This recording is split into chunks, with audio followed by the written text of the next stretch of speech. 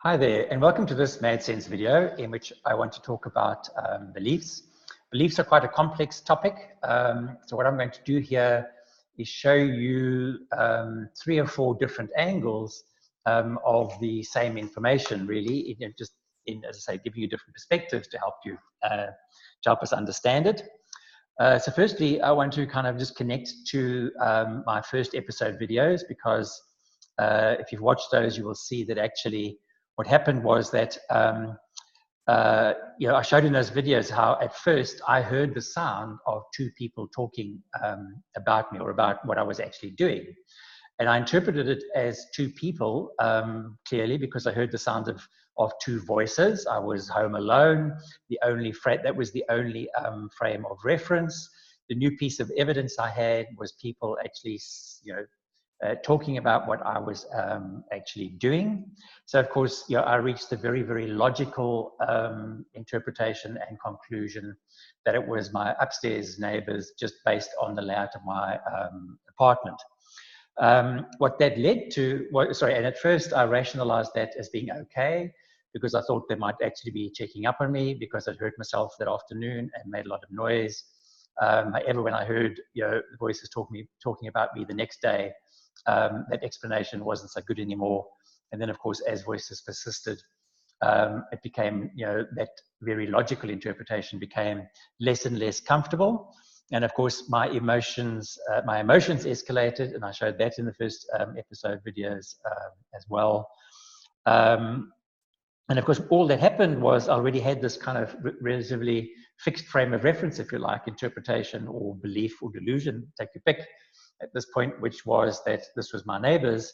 And of course, as voices persisted, the behavior went from caring to nosy to downright intrusive to spying on me. So all I was doing was I was updating this frame of reference that I was calling my neighbors. So there was this object, if you like, from the mind perspective point of view, my neighbors. And of course, as I continued to hear them speaking, all I did was update my perception of what those, of my neighbors, which of course then, changed my relationship or my perceived relationship with my neighbors. So those are 2 important points: the sort of object that I create, and then how the new information updates it, which affects my relationship with it. And I'll cover that a bit more, in these videos. Of course, what changed was the location, so where I heard voices. At first, it was in the main room, which was easily seen from the fire escape, hence the neighbors. Then it moved to other rooms, which were not visible from the fire escape. I still thought it was the neighbors. My emotions, became more distressed, if you like.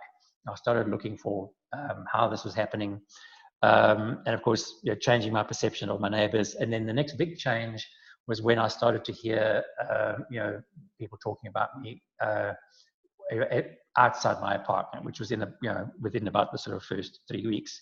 Now, what that did is it actually made me question my interpretation that it was the upstairs neighbors, because that now no longer seemed like the most reasonable explanation. And of course, what happened was, and I had this big question mark, next to the idea, well, who rather is this? And actually, all I had to work with now was the behavior of the voices. So where I could hear them, how they were introducing information. So at first they were sort of commenting, talking to each other on what I was doing. Then they started talking to me. And then of course, then as I started sort of, interacting, when I wrote them a note on the PC, because I thought they could see my PC screen, they then suddenly started talking with me, as opposed to just, to me. There was this 2-way interaction. And then of course, also at the same time, in particular, that I wrote the note on my PC to them, thinking they could see it, was that actually, the 2 things came out of that. The one was that voices came back the next morning very aggressively and attacked me. So their style went from sort of commentary to very aggressive and bullying. But the other piece of it was this sort of not necessarily seen at the same time, was that they were imposing that as an implication, or as a consequence of my writing a note to them and telling them to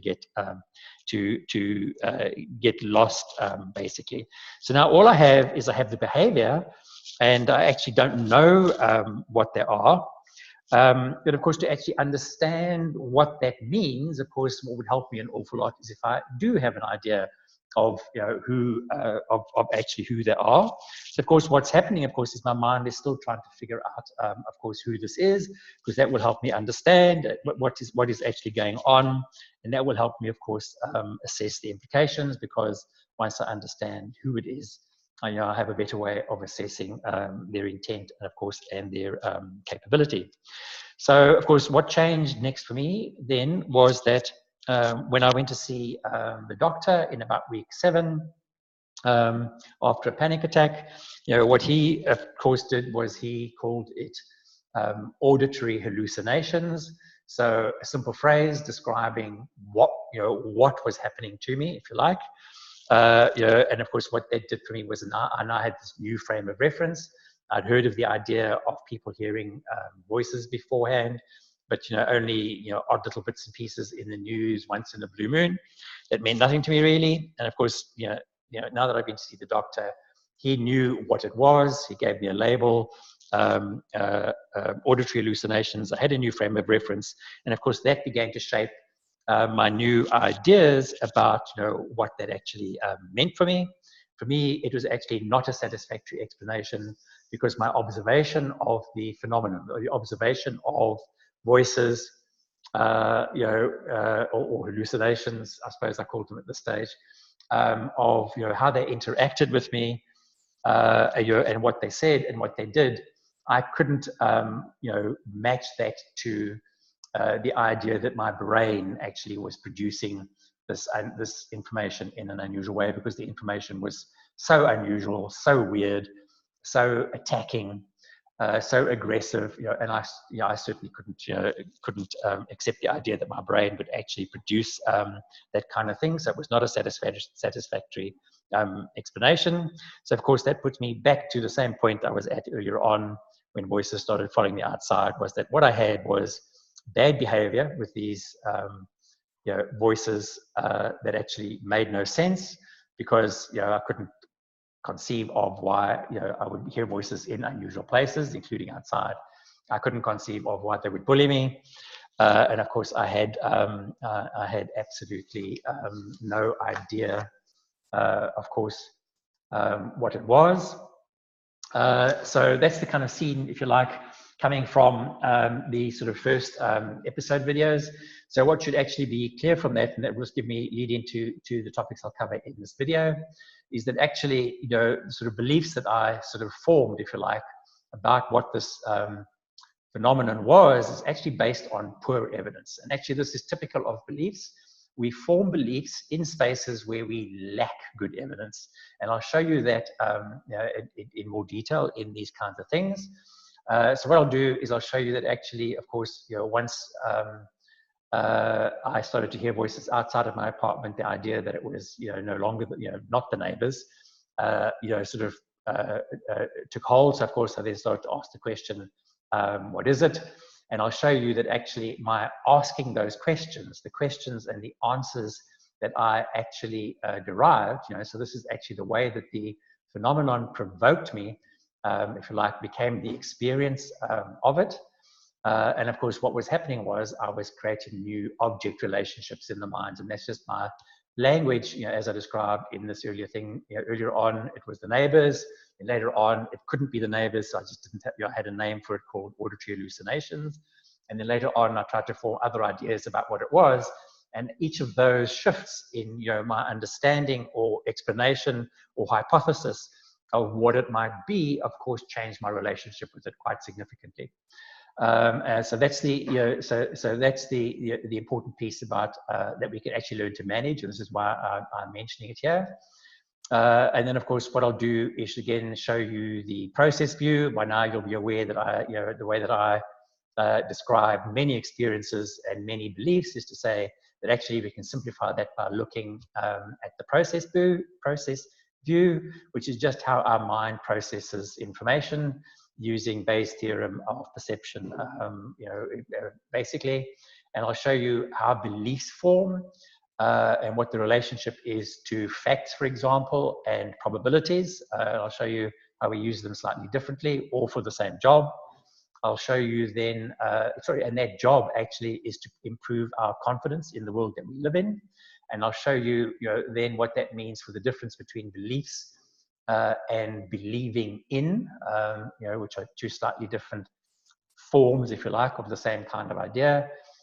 So those two, if you like, are the kind of standard process from our natural process from two slightly different perspectives. And then what I'll do, as before, is add the extra layer, that shows the confusion and the complications that get added to our normal sort of process as sort of voices interfere and intervene. And then I'll kind of highlight some learnings from all of this sort of complexity. I'm going to do my best to simplify it and actually say, well, what are the things that we actually can act on to improve our quality of life? So once again, just this reminder, my objective here, of course, is to make a difference. I do this with respect. Just recognize that what I'm doing here is, this actually may lead you rather to challenge your beliefs. It's not so much that I'm going to challenge beliefs. I state some of mine fairly strongly, of course, as we all do. But of course, to say the idea is to actually show you the sort of process point of view, and to show you that actually when we understand it as a process, we can bring different beliefs together. So for example, each of us as voice hearers, have our own beliefs about, what voices are, what they represent, what they mean to me, what influence they have in my life, all of those kinds of ideas. The professionals, mental wellness professionals have their beliefs, if you like, based on their training. And then, of course, there are sort of cultural and social beliefs, that based on the kind of environment, of course, that we live in. And I'm simply saying that actually we can understand all of those, from a process perspective, which I'll show you here, and of course, which I have already described. So again, here, just talk about the first piece to show you that actually, the strange thing about beliefs, although we hold them very strongly, is that actually we form beliefs in spaces where we lack evidence. So let me give you an example of that. Again, so sort of just picking up from these sort of first episode videos, where, as I say, at first it was the neighbors, and then it wasn't. We're sort of both of those were based on my interpretation of the voices, of the voices or people or voices that I could actually hear. They were initially sort of, voices that were sort of out of context. I didn't expect to hear voices at home. So that context led me to believe that it was my neighbors. Once, of course, I heard the voices outside, that shifted the context. But what it did was it created this kind of context in which voices themselves could actually assert anything. And this is what happened with my voices. I'll show you here. They went through a cycle of asserting what they were. And of course, because they were now in the space where I could neither prove nor disprove anything, they were able, of course, to absolutely assert anything.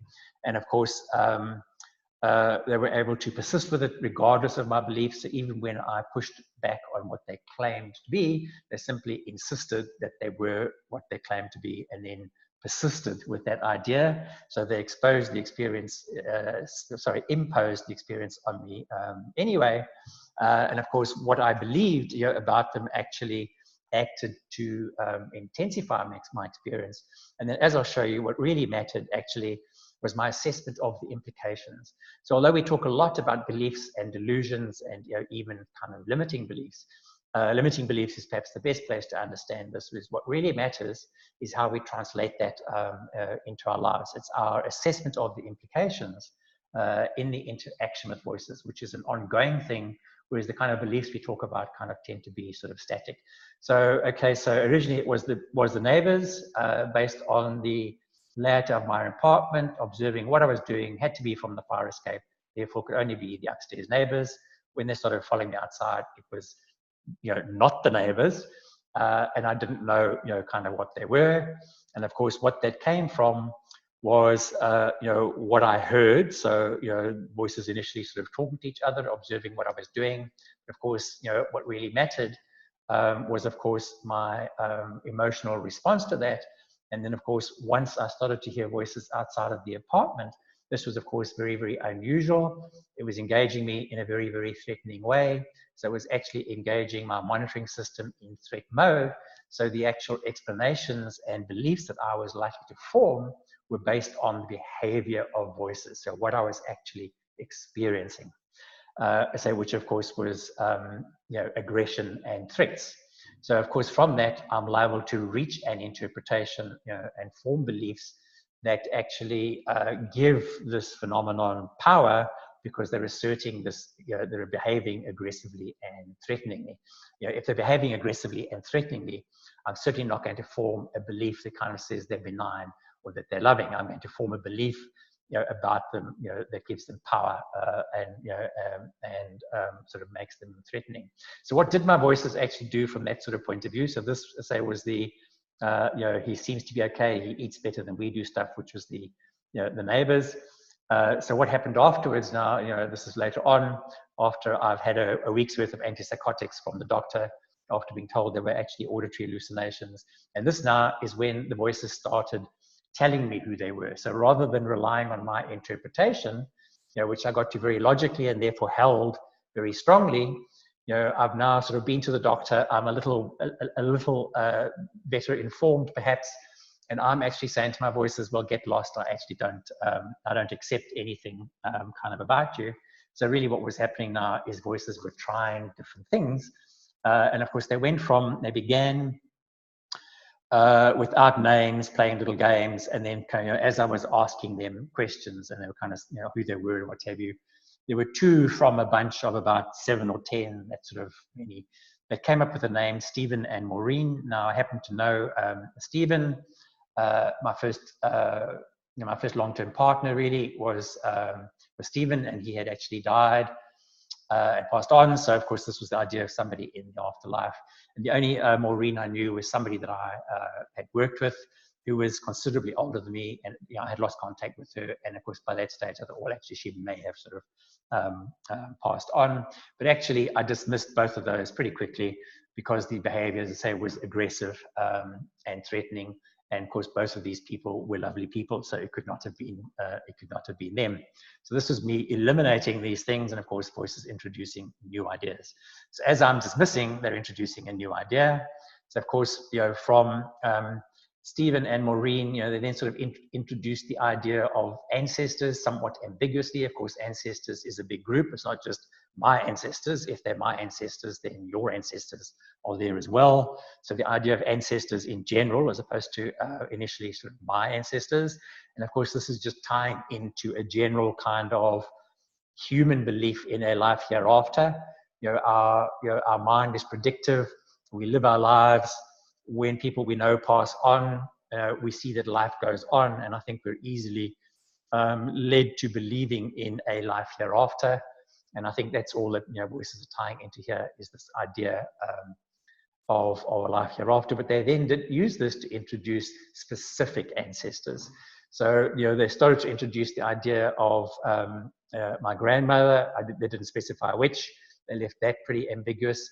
And then, of course, they introduced a niece of mine who actually passed away within a month or two, actually, after I began to hear voices. But of course, what they did here was they implied that they were involved. That actually, my ancestors were coming along to kind of intervene. It wasn't necessarily them that I was talking to, although at one point I did believe that it might, one of them might actually be my niece. But what they did here was they started to introduce the idea of people, of help available in the space from people that I know, even though I wasn't necessarily kind of speaking to them directly. But what they were doing was they were sort of involving people with whom I had loving relationships, and of course those loving relationships defined, the loving defined the relationship between us. So of course I had particular sort of expectations of those, and then of course particular sort of, if you like, hopes, if you like, for them, if you like, sort of in this space. And of course what that did was it just introduced all sorts of ideas that voices could use to create conflict and to create abuse. And then, of course, as I pushed back on that, because it didn't take long before I kind of realized, well, actually, this wasn't offering me any help anyway. And of course, that's what those people would, of course, be doing. And then, of course, I started to talk. In fact, I might not have called them minions at that stage, but of course, the voices themselves introduced the topic of religion. And of course, they then were kind of saying, well, they speak on behalf of God. So I started to call them minions. And of course, they introduced this fellow that asserted himself, of course, to be God. It came with a bit of light-hearted soap opera, more like farce, really, with silly little games and rituals. But they were trying to sort of make it fun. And the whole idea was that, that sort of the way God appealed to me in the process of asking me to rewrite the Bible was that he thought I had a good sense of humor, and that actually, my beliefs about religion, which are quite critical, I suppose. And by critical, I actually don't, well, actually I do now. I was going to say I don't necessarily mean, critical of, I mean critical as in thoughtful. And of course, what happened was, of course, this voice now, particularly male and sort of authoritative and what have you, sort of engaged in this relationship with me, where I was his buddy because I had a sense of humor, and I told him exactly what I thought. And I told him that religion itself was a heap of crap, because actually none of us could begin to understand, of course, what any of the religious texts were really trying to say, and what they were in this kind of space, of course, also completely lacking evidence, with so much stuff in them that anybody can, none of which is coherent and consistent. And of course, as we see, is that people just pick the little pieces that they actually like, that actually fit their beliefs, the stuff they want to make true, and that's the stuff that they work with, and they dismiss everything else. That's actually how beliefs work. But of course, what happened here was voices introduced the idea of God. You asked me to rewrite the Bible. These voices then sort of declared me the second coming, and sort of made me, involved me in what they were trying to achieve, made me their pet project. And of course, they then proceeded to encourage me and discourage me. And of course, these other, ancestors of mine and ancestors others, all allies and enemies through this kind of sort of process. And of course, I talk more about this in the section on experience and stories. I think it's experience video part 2, where I talk about the structure of stories, and you can see then how this sort of unfolds. So the voices then say, claim to be God, to which I said, ha, because actually the ideas were not good. It was very, very easy to come up with, with better ideas. All you have to say is that you believe in love and respect, and you don't believe in evil, and certainly not as part of a plan, and certainly not, definitely not part of a loving plan. And of course, the more the voice tries to insist that actually I just cannot understand, the more I actually disagree. Evil causes suffering, therefore it cannot be love, period. I don't think there's any even debate about that sort of logic. So of course, what happened is this character then morphed into the devil. He says, well, okay, actually, I am evil, and I want a space to play in. And of course, I'm the devil. And of course, implying that he's doing this with God's approval anyway. It was actually just the same voice. And of course, when I pushed back on this whole idea, kind of saying, actually, I don't believe in that one, I don't believe in this one. And then, of course, he just kind of claimed himself to be an evil god who literally just wanted, his kind of space to manage and play and do his evil stuff, kind of thing. And as long as I left him alone, he would leave me alone. Was the basic sort of approach to this. But of course, now I'm rejecting each of these, as we sort of go along, based on the behavior of voices and, of course, what they say. And I'm using logic, just to keep pushing back and saying, it doesn't make sense. It doesn't make sense. Except that it didn't happen quite that quickly. In the interim, the experience of it was, this relationship between this character claiming to be God and then the devil and then an evil God. I had no idea what it was. I was experiencing it as threatening, as bullying, regardless of what I believed, whether it was. However, had I believed that it was, any of these three, of course, that would lock the idea in, and of course make the experience of it much more intense. And of course, that would have all sorts of implications for my life. And of course, they tried to impose implications, let's say, by claiming me to be the second coming, then persisting with that when I pushed back on it, then encouraging me when I said, well, okay, if not me, then who? I might as well be the second coming, or play the role at the least. And of course, this was just because they were persisting and persisting in insisting. And of course, I was just changing my response as a different way, of course, to deal with it. And of course, as I pushed back on those, they actually kind of then started to bring it back to the real world. This is, of course, is all otherworldly stuff. And then they made an attempt to bring it back into this world. And of course, they just kind of said, oh, yeah, it's sort of a big black man. And they developed an incident in the real world where they were kind of trying to use that idea. It's not really important. But of course, the idea is that it came back into the real world. And then later on again, of course, as I pushed this and kind of said they have no influence in the real world, of course, they then pulled it back into the otherworldly space and claimed, of course, to be aliens. And of course, by this stage, I'm simply saying, no, really. And of course, what this tells you, of course, is that, of course, voices were not the neighbors. I knew that. This was a, information that led me to a belief which inserted a fake problem to which there was actually, absolutely sort of no solution because it was a fake problem. And of course, what this is doing is just new ways to introduce conflict and fake problems which I cannot actually solve. And in reality, of course, voices can't be all of these things. They probably aren't any of these things. And I say, in the end, it actually didn't really matter what I accepted and what I rejected, because voices just kept trying something new and imposing that on me anyway. And of course, the problem with it is that, this stuff is a position of power that engages your emotional systems in sort of threat mode.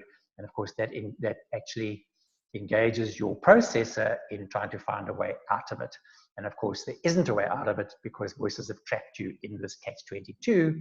And because of that, they're able to sort of prolong these extreme states, particularly fear and paranoia, which of course are the sort of primary cause of the need for care. So what really matters is how I feel about the implications. And of course, I'm assessing implications because each piece of information that voices throw at me is provoking my mind processing, which is predictive. Any piece of information that I'm getting in, I'm automatically projecting it forward.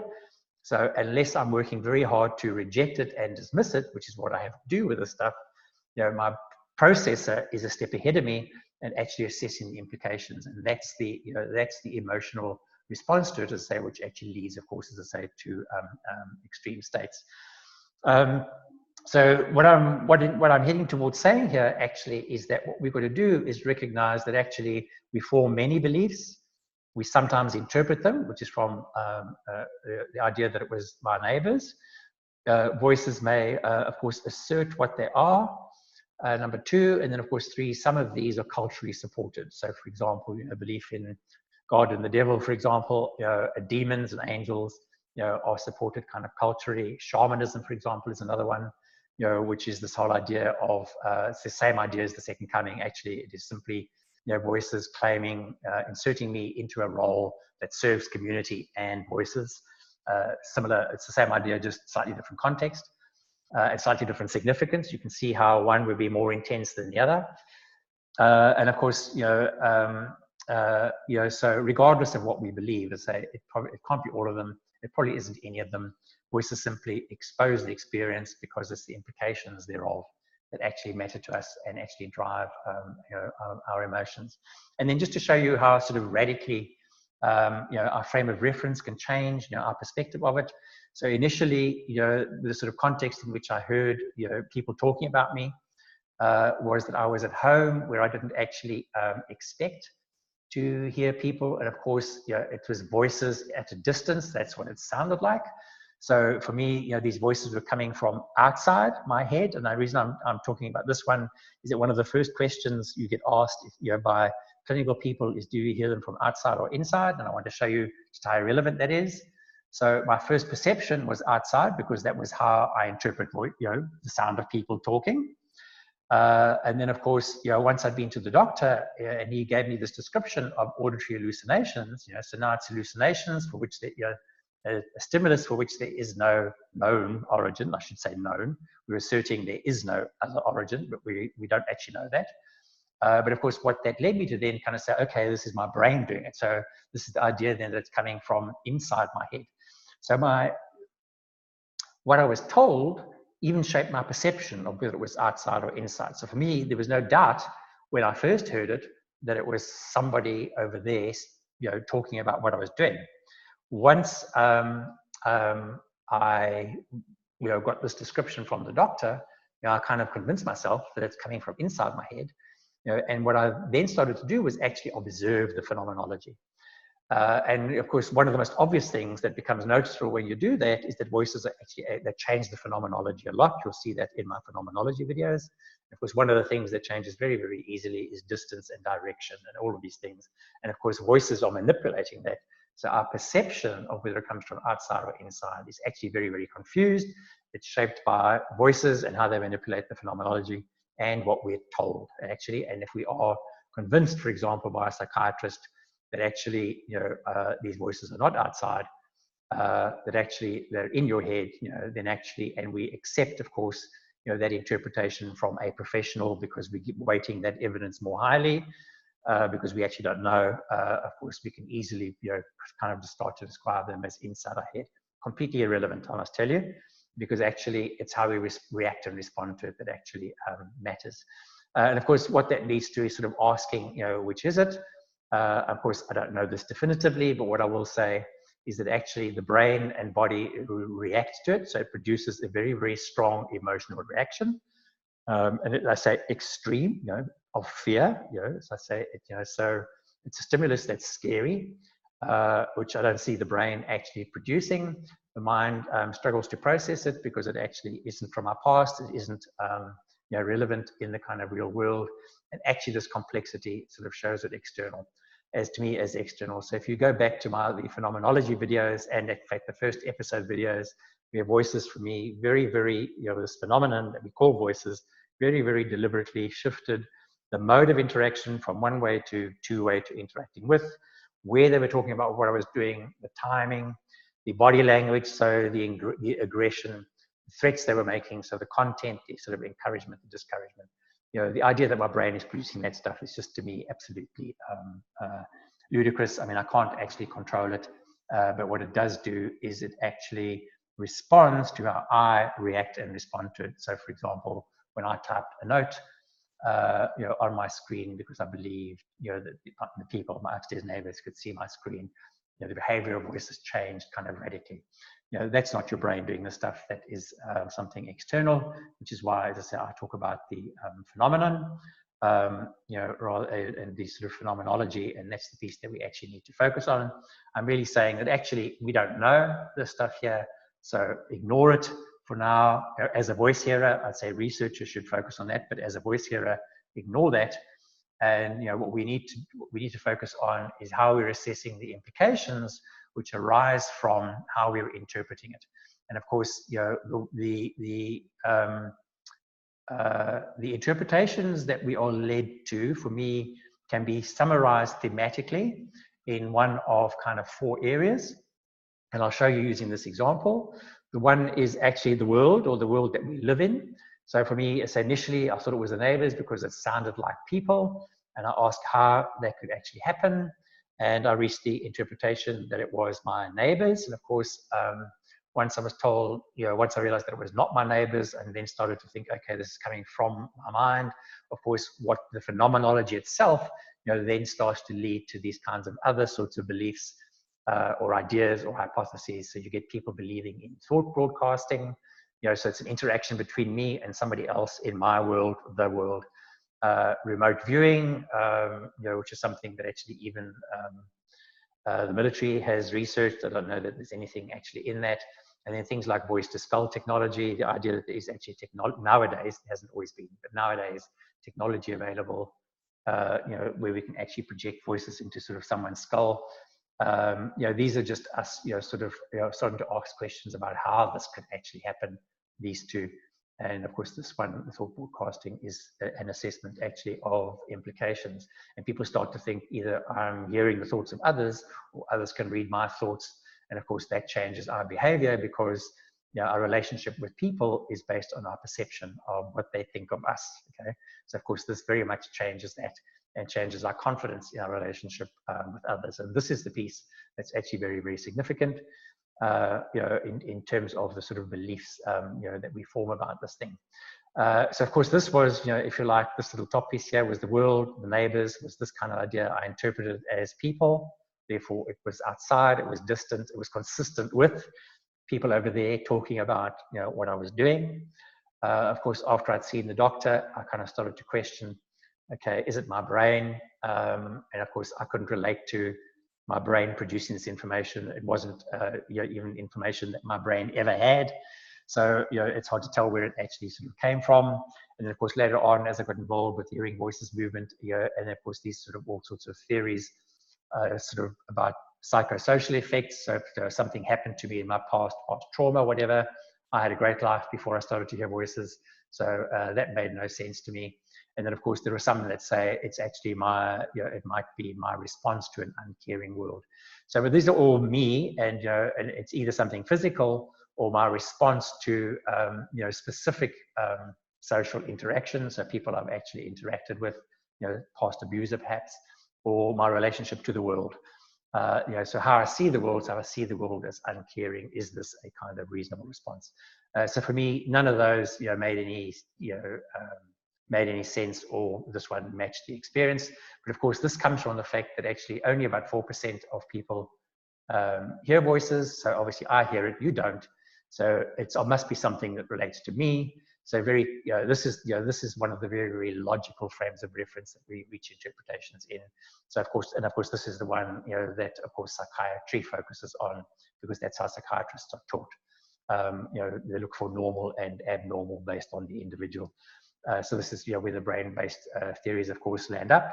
But of course, as you can see with all of this stuff, Stephen and Maureen, all the way down to Evil God and then aliens, that's otherworldly stuff. So this is the third frame of reference.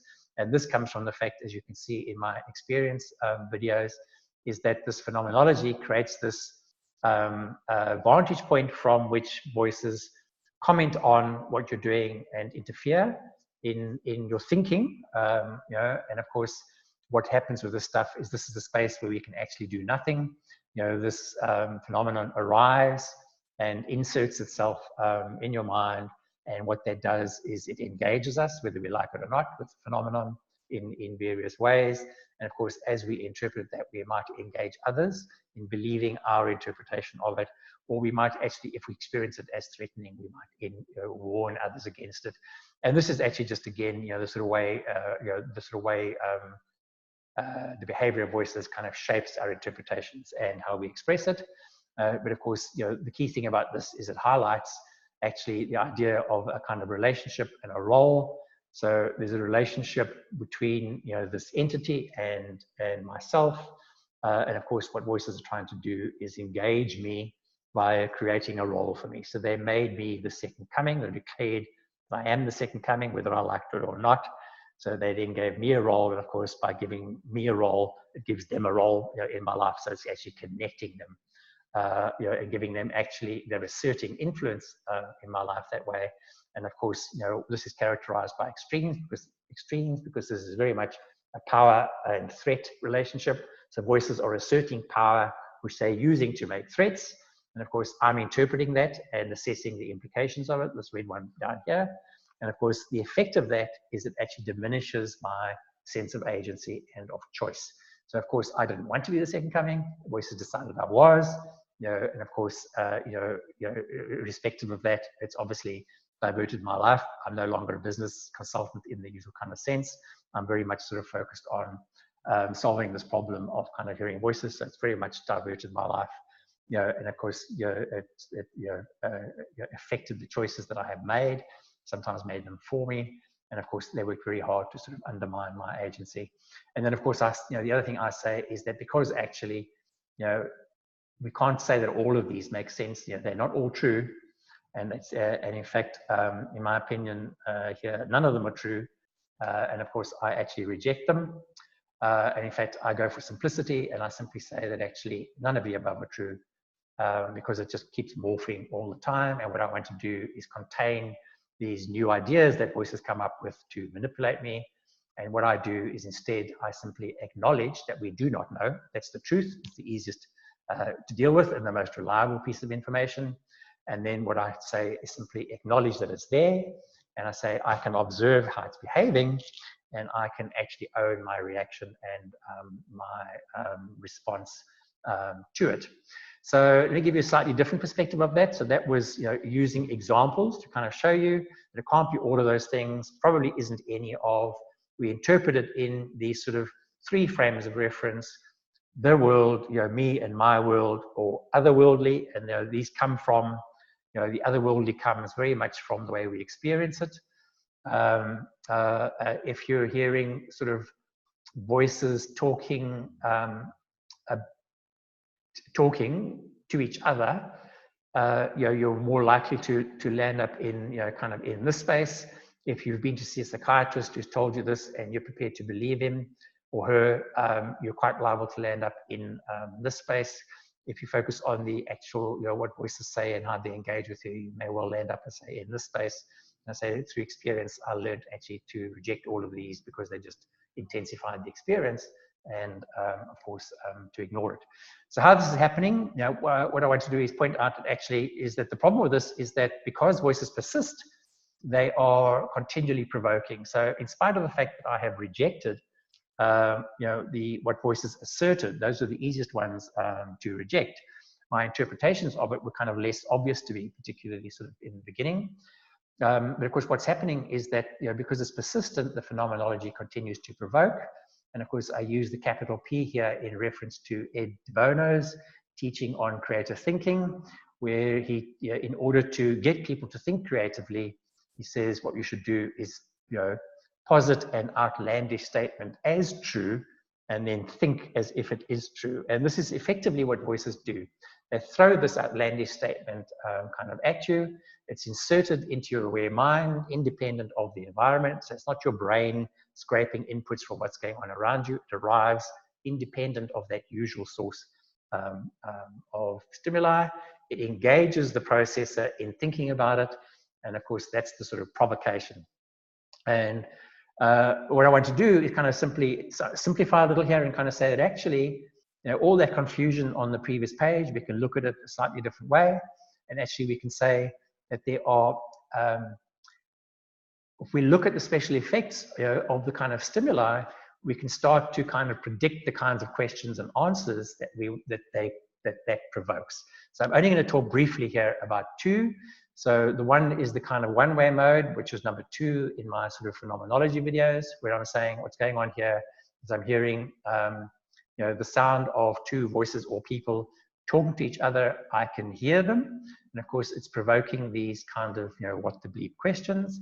And then the second one, I'll talk about, but this is a one-way thing. So I can just hear it in the distance, a bit like, as I say, the beginning of my experience, where I interpreted it as my neighbors.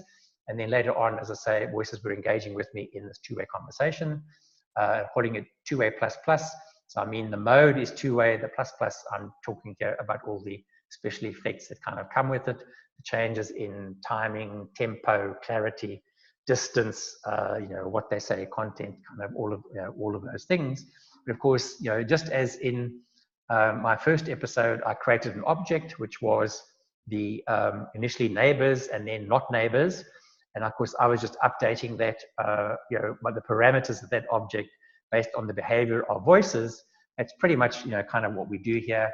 So of course, we're asking these kind of what and who questions to create the object. And of course, we then sort of populate them sort of later on with sort of why, where, when kinds of questions.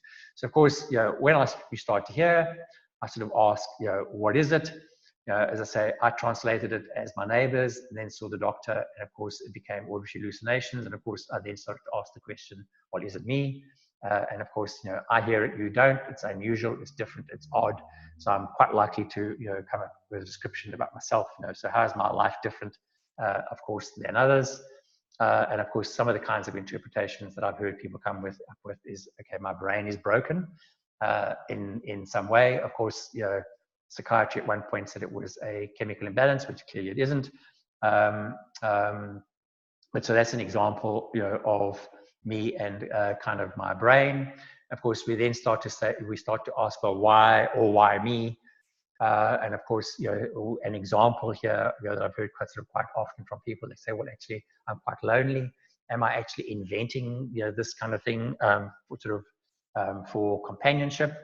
So these are just examples of interpretations that people reach. What I'm really trying to show you here is that actually we have a pretty structured process of questioning. We first ask what it is, because that gives us some idea about what it actually means. Until we do that, we don't know what it means. Of course, it's unusual and different, so we then ask how it is happening. And of course, that, as I say, in this case, points to me. So I then try to say, well, why me? Very logical. And then, of course, my assessment of implications is then asking, how does it affect me? And of course, if I'm accepting what the psychiatrist said, you've got schizophrenia, I make it part of me. And I kind of then accept the limits that that places on my life, and I form limiting beliefs. Now, that's the piece that we actually want to interrupt. So in my case, the diagnosis of schizophrenia came later. The first description of auditory hallucinations I found very, very useful, because actually that was a description of what was happening. And of course, what was happening didn't match what I was experiencing, so I decided to fight it. Okay, the same idea here. So these are just the questions we're asking. What, how, why, how does this affect me? The where and when, I say, are usually pretty self-evident, but those are the other two questions we ask, and they do influence how we anticipate it, which affects our sort of expectations. This one, suddenly became that much more complex. So now the phenomenology for me is they morphed from this to this at about week 3. Suddenly voices were sort of interacting with me. And of course, now the questions are very much sort of what the bleep. I'm experiencing, this phenomenon, or voices, or my neighbors, or these people as having intent. And because they're talking to me and engaging with me and telling me what to do, they made it very, very personal. So they're introducing conflict in my life, okay? And of course, they're introducing conflict, which puts me into threatened mode. And of course, now I'm assessing what voices are in threat mode. So this is the piece that we often don't realize, is we're asking these questions and arriving at answers under conditions of threat, and not actually normal sort of rational sort of thinking processes. So of course, I started to sort of ask the questions, who the bleep are you? And of course, the behavior was so bad, I kind of say, well, who could behave this badly?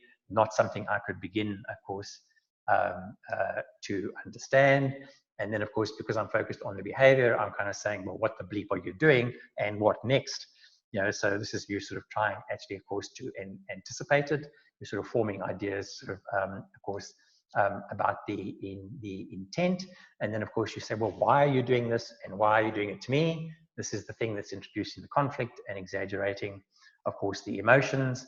And then, of course, from that, again, that state of threatened inner state of mind, which is in conflict, I'm asking these questions, well, what the bleep does this actually mean? And I'm actually assessing the implications, for me in my life, and actually for us, because, when voices, of course, are escalating this thing and kind of claiming to be God, and I'm the second coming, that has implications, of course, for everybody. And of course, out of this is sort of how we are forming sort of delusions. Okay, I could have accepted the idea that I am the second coming. As I say, for me, I rejected it, and then, just rejected, and then I played the role of. I never actually believed that I was the second kind of coming. And say, the voices anyway were imposing the idea on me, whether I liked it or not. I'm smiling, but it wasn't fun. And of course, but it can easily lead, of course, to delusions of grandeur. That's the exaggerated encouragement from voices. Oh, you're the second coming, the smartest man, the cutest man. And then, of course, but hang on a moment, you're not doing what God wants. You're not doing what we want. And you can't do that, and we're going to make it a problem for you. Of course, if you do, of course, that's the paranoia. And of course, the piece that we don't necessarily see is the limiting beliefs that we form. This changes what we think we can actually act on and what we believe in. And of course, that changes how we perceive the world and what we act on and the spaces we choose to act in. So key point here is that actually the question and answer process is very, very logical. You really only have variations on the 5 basic questions: who, what, where, why, how, when. And of course, in another video on beliefs, I'll show you how we can actually use this questioning process and the frames of reference from the previous slide, the sort of 3 me and my world, the world and other world. We can form a matrix from those two to actually map beliefs, but I'll show you that in another video. And of course, the other key thing to recognize from this is that what this kind of thing does is, because this is sort of less personal, if you like, we sort of experience this more as an unusual sort of phenomenon that might be my brain. I form a new relationship with myself. I start thinking about me and my concept of self and what that means in terms of how I project into my life. Whereas down here, I've got a relationship with a personality, an entity, which is sentient and encouraging and threatening at the same time. And of course, it's not necessarily just one. I have 3 voices claiming to have front row seats, others in the background that come and go, blah, blah, blah. So these are relationships with personalities, of course, I say, that have intent. And of course, this is where they're asserting an abusive relationship. So they're asserting power, they're making threats, and they're asserting not just threats, they're making predictions and prophecies, and kind of asserting their influence, asserting that they can actually sort of influence on our life. And of course, the way to sort of sort through some of these is to recognize that actually some of them we reach by interpretation, some of them are asserted by voices, those are the most easily kind of recognized, and some of them, of course, are what I call ideas that we adopt. So they come from our cultural environment, our social environment, or stuff we look up on the internet, or in the library, or whatever. So as we sort of gather new information, we of course change our sort of beliefs. So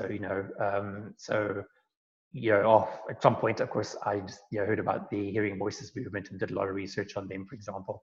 And of course, all sorts of new ideas, sort of came from that. That didn't come from me, didn't come from voices, but of course came from just studying, the field.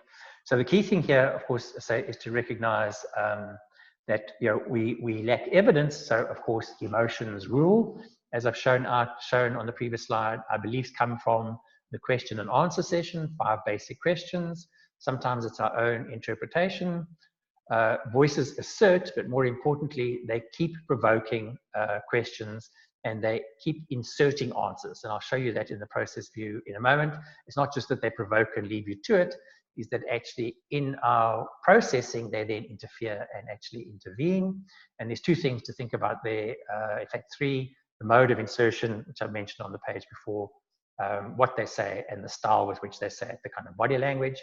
Of course, we pick up beliefs from those around us, socially, culturally, and then of course we form ideas of our own about beliefs, about the future, about stuff we want to create. And I'll show you that in the process slide about how important that is. And of course, what we must remember here is that this is actually led by 2 things. The one is normally our mind processing is regulated by our emotional kinds of systems. And the reason I'm using the word led here rather than regulated is that each piece of information that voices throw at us engages the mind processor and brings up a frame of reference related to the stimulus from voices, as opposed to stimuli from our ordinary environment. And they're often in conflict with each other. I'm still getting stimuli from my ordinary environment, which is bringing up frames of reference. But when voices throw something at me, you're the second coming, and of course that brings up a different frame of reference, which is typically independent of the one that I'm, independent of the one that I'm actually working with, which is the kind of voice meddling. So simply by throwing a piece of information at us, they're engaging a different aspect of our emotions, which leads our thinking in a particular way. And then of course they meddle and sort of nudge and push our sort of thinking. So the key thing here is actually, of course, that it's our emotions that rule. So the evidence that we have, is sort of lacking. It's not enough of it. It's out of context. It's inconsistent. It's fake. In other words, it's not coherent, and we can't actually check it. So what that actually means is that actually, we're pushed towards, our processor leads us towards kind of saying, given all this bad evidence, what does this actually mean? I start to assess the implications. That's just our predictive mind at work, but then recognize that I'm assessing implications based on poor information and often threatening information. And that's the big problem, of course, with voices, is when they make it threatening. And remember, what the process is actually doing, you notice this particularly when you first start hearing voices, is you actually form this new frame of reference or a new object in the mind, that kind of start to I called it, well, what is it or who is it? And I give it a personality based on the actual behavior. So we form these why, or by why I mean if then. So if this, then this is actually what it means. So of course, any belief about what it is comes with implications, which actually are not static. They are, we experience this thing as a sentient entity with intent. So, and of course, if the behavior is bad, is threatening, is inconvenient, is at the wrong time, all of these kinds of things, is invasive, all of these kinds of things, what that's doing is it's affecting not just our relationship, of course, with this entity, with voices, but the relationship with other objects in our life. So myself, the people, my relationships, the people I associate with, what I'm doing in the day, how I'm trying to create my future, because voices, of course, are commenting on all of those things as I think about it. And actually, this is just our consciousness. The objects that we have and the relationships between them are what our mind processing is working with. And of course, that's actually just translating to our interpretations, which, as I said before, are in these frames of reference, me and my world, which affects, of course, my concept of myself and my confidence. Our world, so one example of those at an extreme is when voices engage you in kind of a conspiracy. Or I might just say that the world is uncaring and this is not an unreasonable response to it. But of course, in this kind of context where voices engage you in a conspiracy, what's happening there is they're engaging all these other actors in the space of voices and in the real world that are either sort of for or against me. And of course, my actions influence all of those things. They're either a threat to me or a threat to these sort of for and against actors, and therefore to me. That's how kind of voices position that, and you'll see that in my experience videos. Of course, what this is doing is stealing mind share, keeping me focused on this nonsense stuff with voices, but it's also I'm forming limiting beliefs, which of course are diminishing the opportunities that I feel I can actually access. And of course, the other big frame of reference that's very popular is other world. So all kinds of forms of spirit beings. So whether it be angels, demons, God, the devil, those kinds of ideas. And of course, these things, of course, all assert influence on our life, which of course accepts our very concept of who we are, of being, our rights, and our sense of kind of hope and sort of optimism, and our sort of concept, of life itself. So this stuff, the provocation, inserting new information, is changing my perception in the moment. And of course, as I'm interpreting it, it's changing my concept of the world. And I say consciousness for me is just this relationship between my perception at the moment and my concept of what's possible or what's expected. And it's that relationship, that kind of tension between them, that is to say, is these sort of, at the big picture level, those are our detail and big picture objects, and there's a relationship between them that is actually our sort of, our consciousness. So of course, here we're forming beliefs about what it is, this phenomenon, or what they, voices, are. And of course, down here, we're kind of saying, well, how does that translate? What does this mean in my world? And of course, so this is the, this is the important piece of it, and this is the experience of it. This intensifies it. This is what's producing my emotions on a moment by moment basis. And of course, what we need to recognize, and I'll show you later, is that actually up here, beliefs are not truths. We can actually choose them. And down here, we can actually interrupt this and actually disrupt it and learn to anticipate it. So let me talk about the sort of process point of view, and I'm going to do 3 slides here. So the first, and you'll have seen this in some of the other videos, so this is just our Bayesian model of perception. So sort of ordinarily, we gain stimuli from the environment that we're in. Our expectations are based on the environment that we choose. So I'm at home, I'm at work, I'm on the bus, I'm on the train. We have general expectations of, of those sort of environments. Our brain, literally our senses, scrape stimuli from and select, filter stimuli from the environment, of course, that we're in.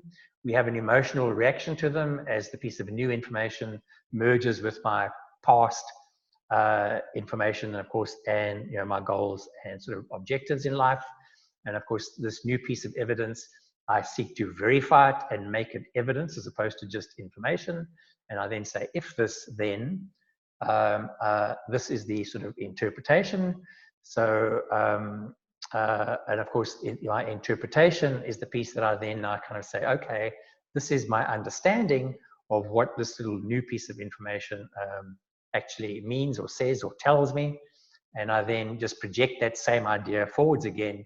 Before I act on it, I actually ask myself, well, actually, if this is true, okay, so I've gone from this piece of information, which has just arrived in my mind, I've verified it to kind of say it's true, or it's significant, or it's relevant, or it's valuable, whatever, which is me accepting it for processing. I then interpret it and I kind of say, so this is the in the mind kind of saying, okay, this is how I understand it.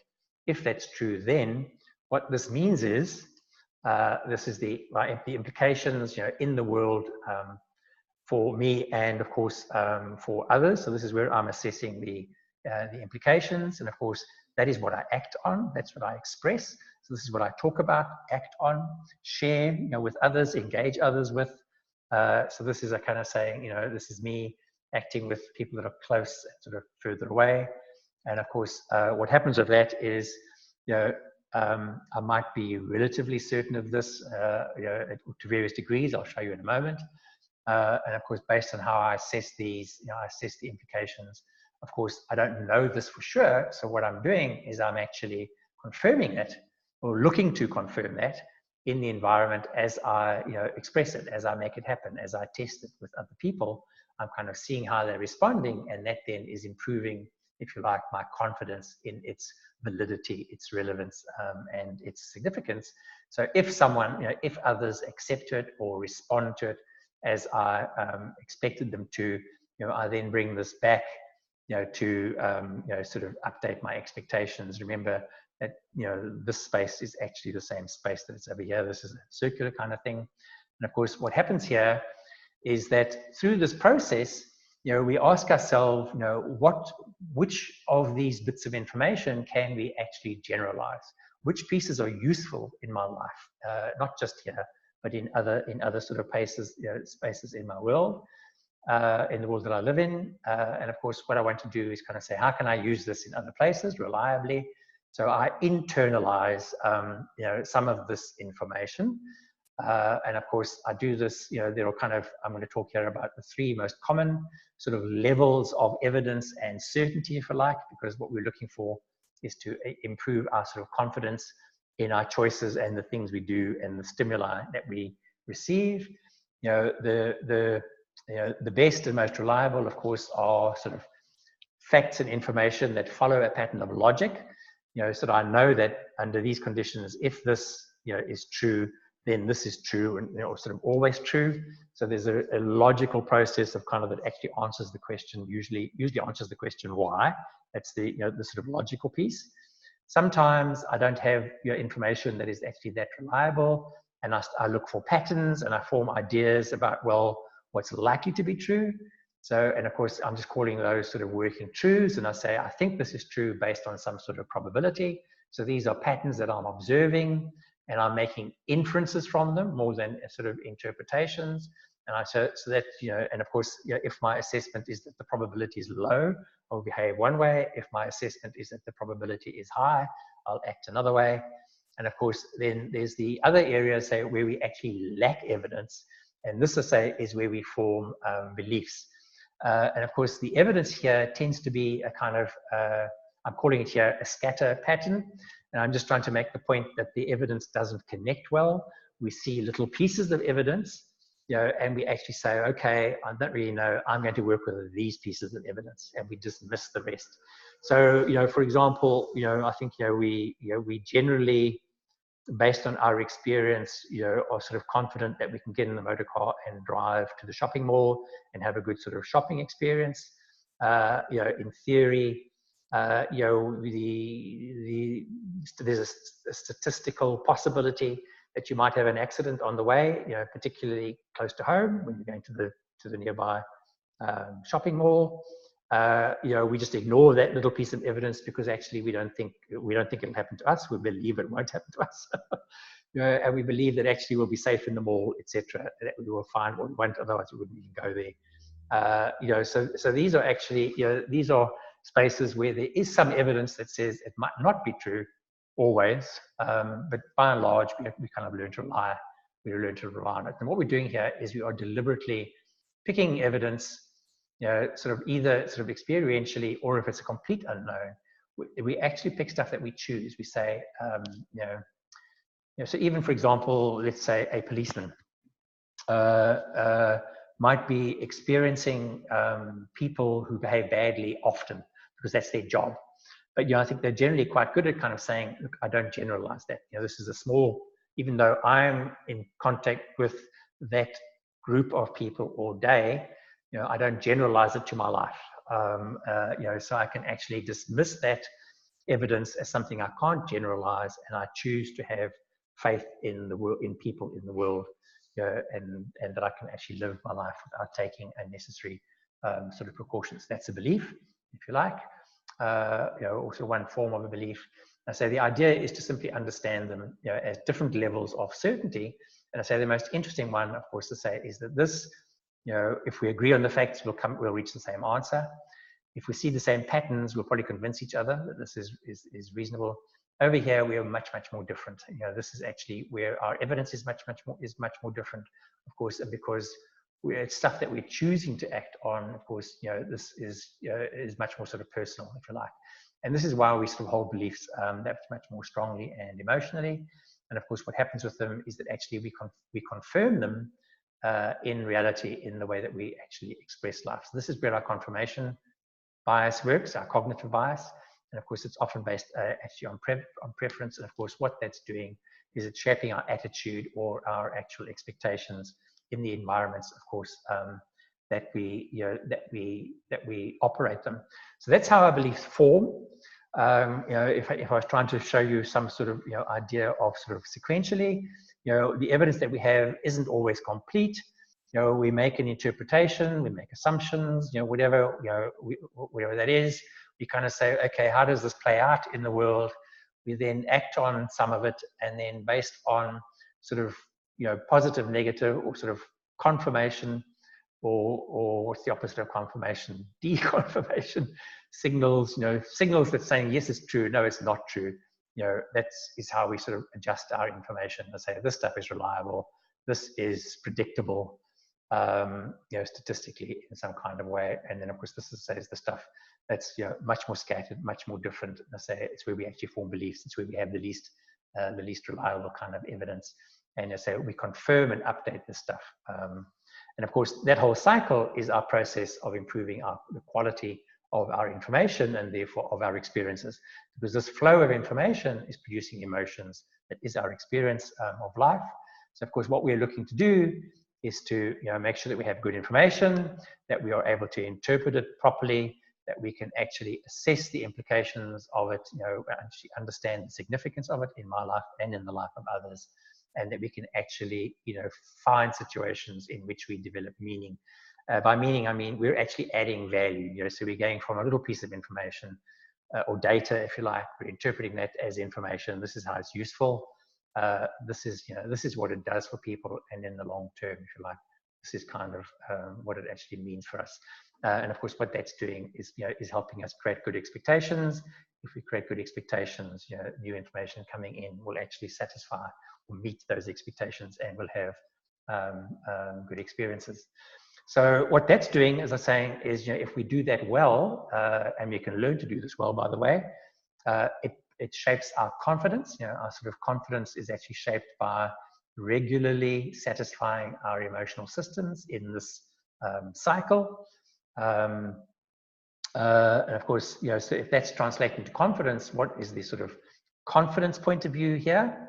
The same idea, and now I'm simply saying, over there we were sort of forming beliefs about stuff that we can't really tell for sure, and we're then sort of confirming it in real life. But of course, what that does for us in time is it helps us believe in. So it shapes, as I say, what we believe in. So same idea here. We've got a new piece of information producing a reaction as it mixes with old information. we're interpreting it in a particular way, we're assessing the implications, and we're doing that by going through a cycle of our emotions and saying, is it safe? Is it, what I expected? Does it match patterns from the past? So threat, is it safe? Monitoring, does it match my patterns from the past? Is it what I expected? And the expected stuff is the stuff about my sort of quality of life, if you like, from the previous slide. I'm saying, can I actually work with it, and actually would it produce better outcomes? That's the giving significance and meaning. So I'm literally going through the cycle of my emotional systems to assess implications.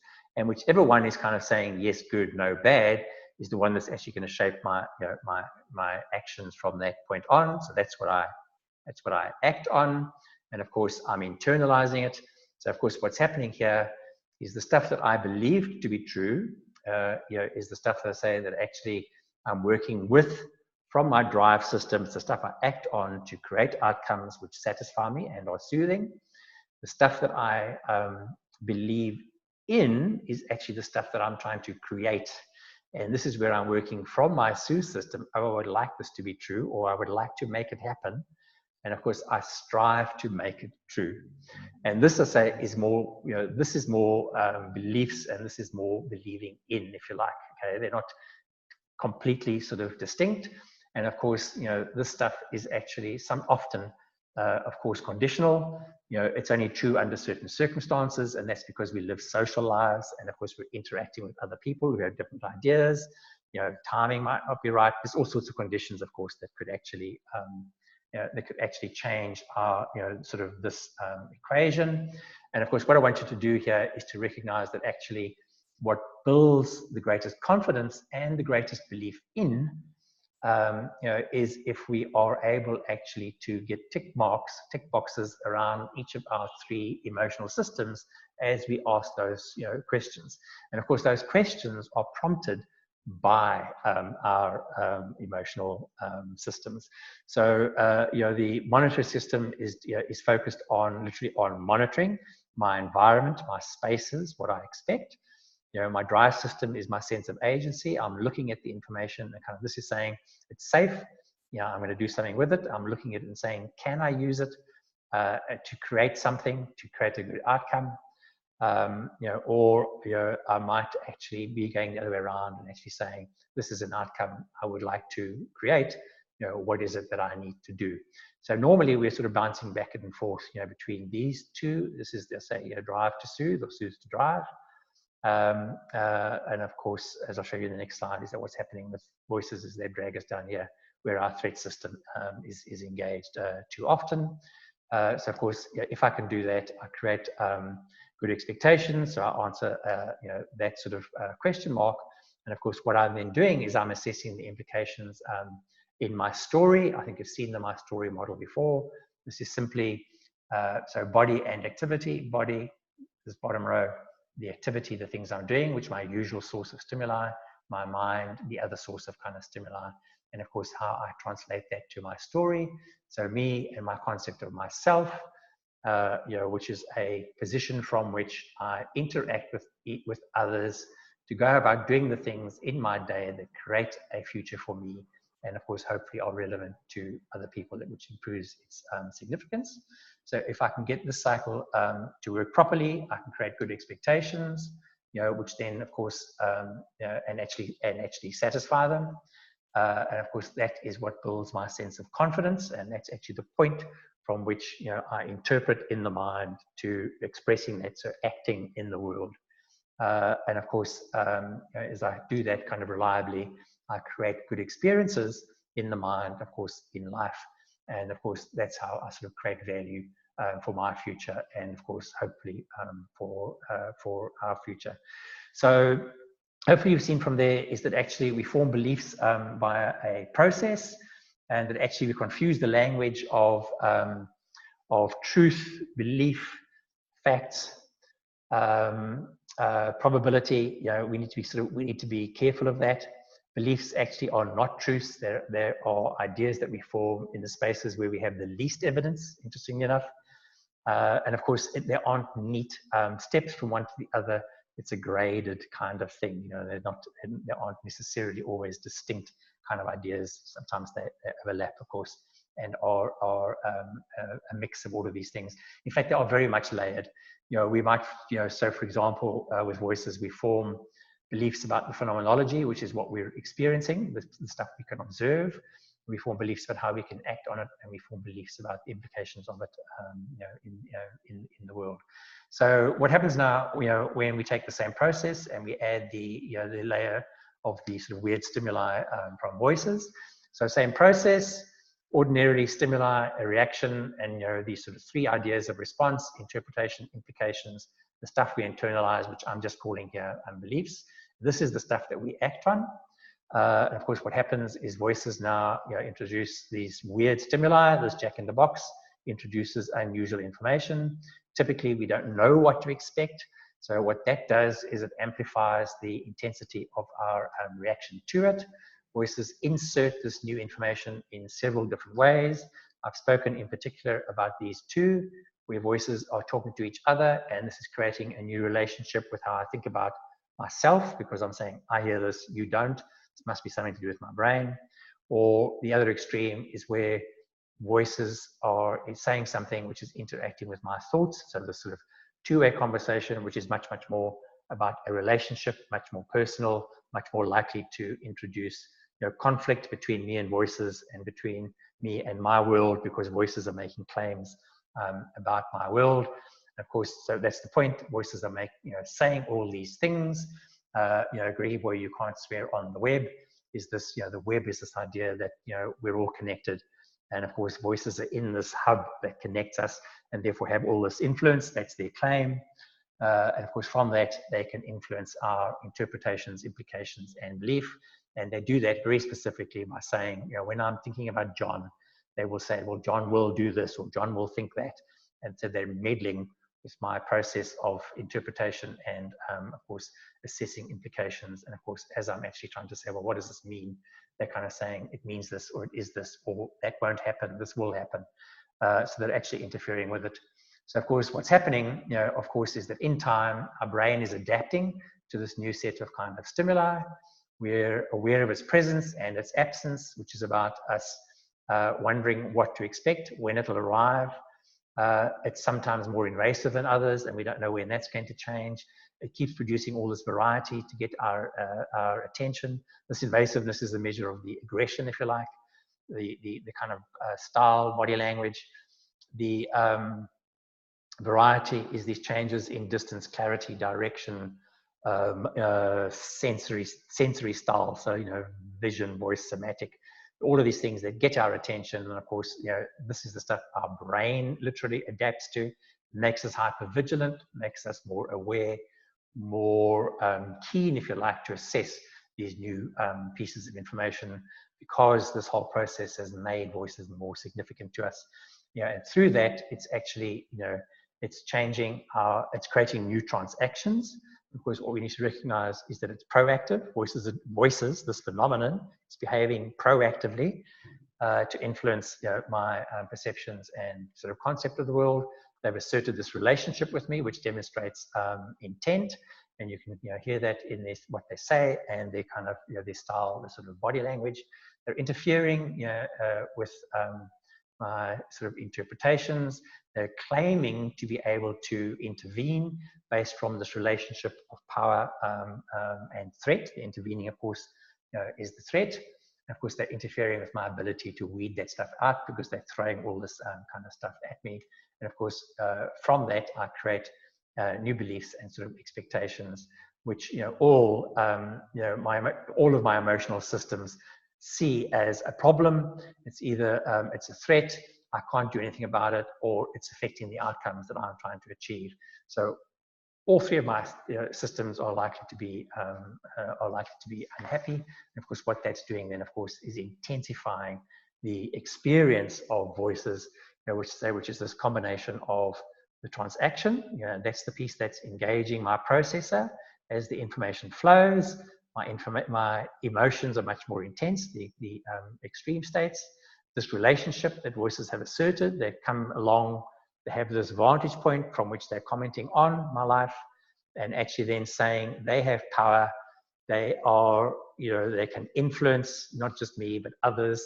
They can escalate that to claims of omnipotence and destiny and all these other things, depending on how much you believe in it. That's them actually intervening. It's an imposed relationship that, to my mind, is abusive by definition, by its mere presence. And then, of course, they're interfering in my interpretations. And, of course, all of this stuff is affecting what I act on. And, of course, the worst problem with that is that actually, we form limiting beliefs. And, of course, limiting beliefs are then about the things that we don't do and we don't act on. So it very much sort of makes our world a smaller place. And, of course, you've seen this before. What we've got to do is interrupt it as soon as possible. In fact, disrupt it and anticipate it. So we've got to focus on the phenomenology and observe it and actually push back against that.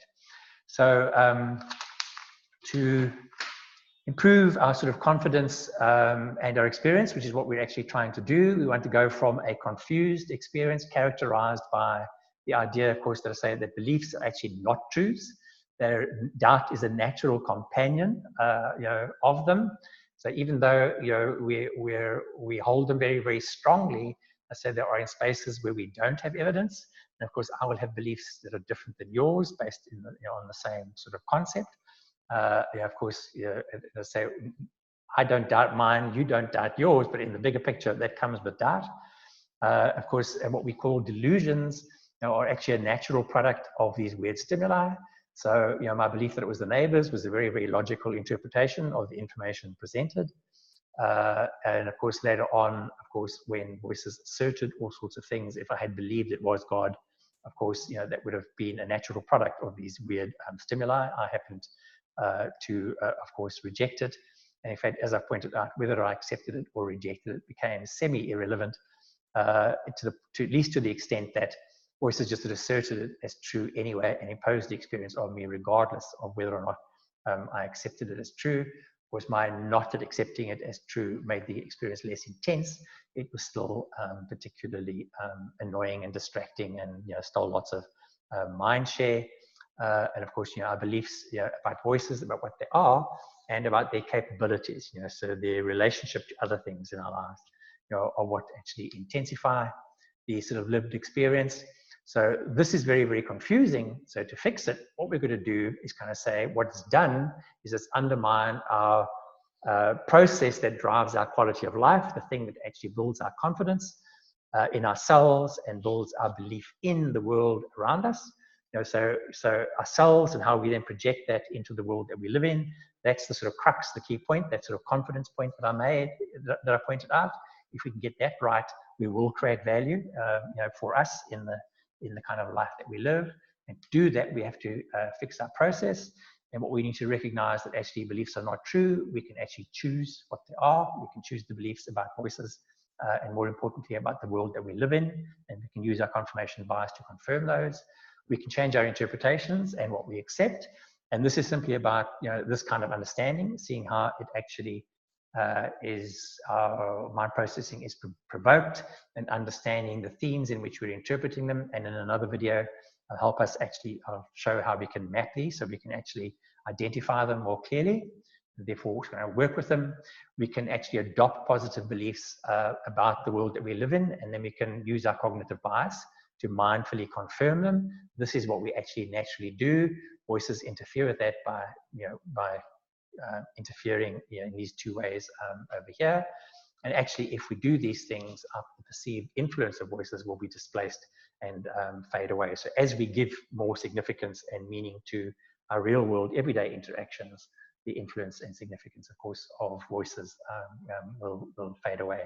So let me just then cover the KISS learning. So what I think you will gather from this, my first slide, I kind of spoke about beliefs, and I said sort of truth or doubt. I think what you would realize now from this is that actually what we have is that this sort of belief game, I call it a game because voices just perpetuate this kind of idea, is that it's truth that comes with doubt about the implications. And that's the thing about it, is because the truths that voices impose on us or that we are led to are uncomfortable.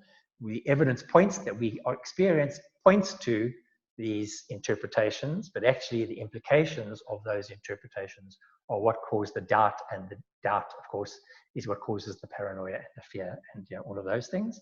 So what's characteristic of these mad beliefs is that actually they're not delusional at all. They are evidence-based. It's just that it's evidence I have that you don't have. And some of them are interpreted, so we project that as implications. The neighbors, it affected my privacy, I moved out. I'll show you in the first episode video. It's often asserted or suggested by voices, so they're asserted, that they were God, the devil, blah blah blah, from this kind of position of power. And of course, they are confusing our perception. So we're getting all these signals that we're recording with a false weighting. That's actually giving credence to these sort of positions of power and influence, and the promises and threats that they actually make. And of course, because this is about beliefs, where we actually lack evidence, what we often do is ask others. So of course, we vet them with others. And then of course, what happens here for me with this is that social, cultural, professional, and often even peer beliefs are often easily sort of imposed on you. Certainly cultural, social, and professional are easily imposed on you. Other peer beliefs, for me, tend to add to the confusion and the complexity. And of course, what this does is at least a doubt about the implications, as I mentioned. And of course, in this sort of frame of mind of doubt, what we do is we find and weight evidence poorly, as I kind of suggested. So if we're suspicious, so voices are behaving aggressively and making threats, and they're saying that those threats will be real in my actual world, because when I go on the street, this person, this big black man is going to do this. It's literally what voices kind of, have said. If I'm suspicious, I will kind of look for little signals. And of course, when you're looking for them, somebody just has to, a little expression on somebody's face will be strong enough to give you a confirmation biased signal that leads you to kind of believe in, what voices, the doubt that voices have actually created. And of course, what we're doing is we're fooled in attributing real world stimuli to voices. So when that happens, I read the signal in somebody's face that voices have said this person will threaten me. I read that signal, and then I actually say, well, actually, okay, their voices knew what was going to happen. So I'm attributing, that signal to voices. And this is the terrible deceit, I say, that unfortunately comes, of course, with this experience. And of course, what happens is actually that these are pretty strong beliefs about what voices are, or who or what they are. And of course, that's because it's based on evidence that I experienced and you don't. So I hold that with, it's what I'm experiencing. So I hold that with a pretty high level of conviction. Unfortunately, I can't verify it, but of course that's the uncertainty. So I'm more likely to hold on to this because it's reducing the sort of uncertainty. And of course, we don't even think about the idea that they have no provenance because they keep arriving in our aware mind. And of course, what's happening is in our normal environment, the stuff that arrives in our aware mind is what our brain is filtering as relevant and significant to me. So the stuff that arrives in my aware mind is usually the stuff that's relevant and significant. And if it isn't, I dismiss it very easily. And of course, what's happening here with voices is, that they actually have no provenance, but the information is arriving in my aware mind. And so I actually have to work to proactively reject it and dismiss it, because my brain is fooled into thinking it's relevant and significant, because that's what that's the stuff that usually arrives in the aware mind. And of course, then the implications of this are that, are based, per system, or that my monitoring system perceives threat, and I experience fear and paranoia. My drive system kind of, does all sorts of unnecessary work to try and do something about this. So, my voices make all sorts of threats about all this material, my intellectual property being stolen. At some point, I did all sorts of things to add layers of protection to my PC. I shared the information with other people before I should have, all sorts of nonsense, a whole lot of wasted effort. So like I mentioned with the neighbor's story in my first episode, fake problem, lots of wasted effort to try and solve it. And then of course, limiting beliefs. So as this knocks your confidence, of course, what that does is, you are soothed by avoiding things that you don't feel confident in. And so of course, that's our adaptation, is that we stop doing things that we otherwise might have done. And of course, all of this is, of course, diminishing our quality of life. So again, to kind of summarize here, what's happening here is that voices are constantly provoking us. It's the train of thought that voices provoke, which is our question and answer session, that is actually the experience of it. And of course, that experience leads to interpretations and beliefs and assessments of implications. And that whole process is our sort of experience of it. And I say what's really happening with it is that voices provoke us, and it's usually something outlandish. And by outlandish, I'm simply saying here, it's unusual and it's exaggerated. Of course, that's what leads to the sort of extreme states. Because it's persistent, as I say, it's not going away. As my voices literally say to me, we're not going anywhere, Greggy boy. So regardless of what I believe about them, no matter how much I tell them that, gosh, they must be having a miserable existence, just spending the day in my mind while I mock them and reject them. But to say the response to say, well, you know, we're not going anywhere. They're pretty quiet these days, but I mean, you know, well, on and off, they're quieter, put it that way. But anyway, because they're there, this presence is constant. And because they're constantly sort of provoking us, and that actually we don't get to resolve it in the real world or anything. So we keep looking for and finding answers where actually it's voices that control the evidence, because they're inserting information at, just at the right time. Depending on which emotional system we're in, that's the kind of evidence that that information that they're throwing at us from this relationship of power, which gives it higher significance. And of course, we're assessing the implications based on the emotional system that engages based on the information that they throw at us. And it's often, as I say, our kind of threat system. So because none of us resolve, beliefs multiply, and as I multiply, and as I say, this is based on unverifiable and in fact, most often fake evidence, this sort of information. And of course, the big problem with it is that it actually alters what we believe in. And of course, you know, what we hear is, you know, we're unlikely to agree. Sorry, I should have put in there, we're unlikely to agree on our beliefs on what voices are, because we're going to have so very, very many. And of course, you know, it also alters what we believe in. So we're also unlikely to agree on how that translates into our life, how this is significant, how we give meaning to it. Okay, so we're unlikely to agree you know, on the value we attribute to it. And for me, in fact, I say it has zero value. It very clearly detracted from our quality of life. So I'm not inclined to give it value at all. In fact, quite the opposite. I dismiss it as having no value. But of course, what it does is, you know, this process, you know, leads us, because we don't have good evidence. You know, all we have is our experience and our beliefs, you know, of it, and we want our experiences to be good. What leads us to defending our beliefs and experience, which of course is what we live for. And of course, what we're not doing is we're not challenging that and kind of saying, actually, how is this improving my quality of life? Because that's what life is all about. We're trying to sort of, you know, we're living, you know, on a day by day basis, but we're, you know, we're progressing through life to hopefully, you know, to improve our quality of life, you know, as we move through life. We're investing in things, in doing things, in thinking about things to improve our sort of quality of life.